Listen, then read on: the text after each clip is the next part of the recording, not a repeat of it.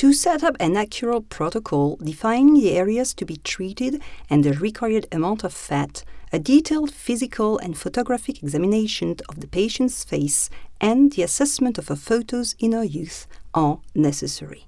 The procedure is scheduled after a reflection period. It is performed under local anesthesia. Entry points and areas to be grafted are marked on the patient's face while she is in standing position.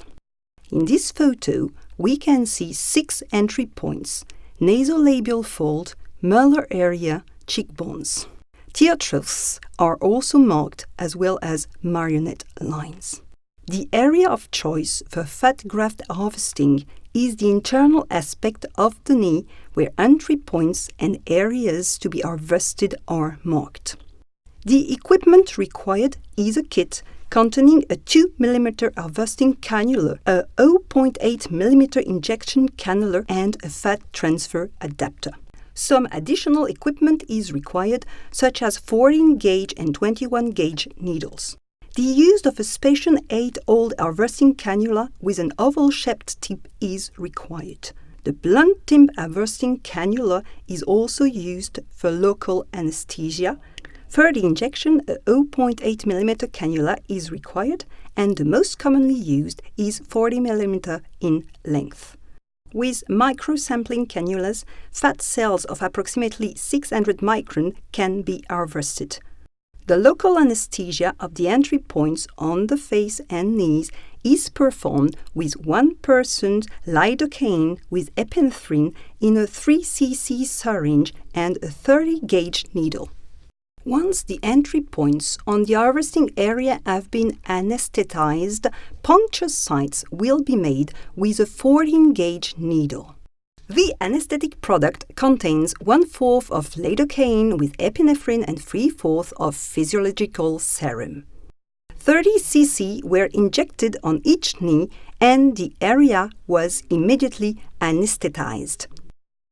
Harvesting can now start.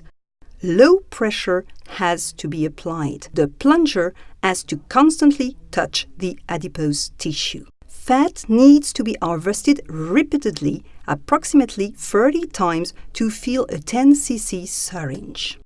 When 40 cc have been harvested, that is to say 20 cc on each side, adipose tissue is centrifuged at 3,000 revolutions per minute per 1,200 G for 2 minutes. The lower part of the sample, containing the anesthetic product and blood, is eliminated. The upper oily part is always in small quantity, usually some drops. After centrifugation, 18 cc of adipose tissue is left. Facial fat grafting can start. All the entry points are anesthetized with undiluted lidocaine with epinephrine. Fat is transferred to 1 mm luer lock syringes. To prevent air bubbles, the 10 cc syringe has first to be connected to the adapter, and fat is pushed out of the syringe to fill the adapter before being connected to the 1 cc syringe. The transfer can then start. Puncture sites are made from injection angle with a 21-gauge needle to reach the subcutaneous layer. Cheekbones are always the first areas to be grafted. The fat is deposited along the deeper plane next to the bone in microtunnels, approximately 20 to 30 microtunnels per cubic centimeters of fat. Then the deep plane of the chin area is injected. The next step is the marionette lines, the nasolabial folds, the infraorbital rims, and the malar area, which are treated with the subcutaneous placement of harvested fat grafts. Once the left side has been grafted, the right side is identically grafted. The first injection is always performed on the cheekbone. 0.5 cc is grafted in the infraorbital rims. The left index finger is used to check the distal end of the cannula.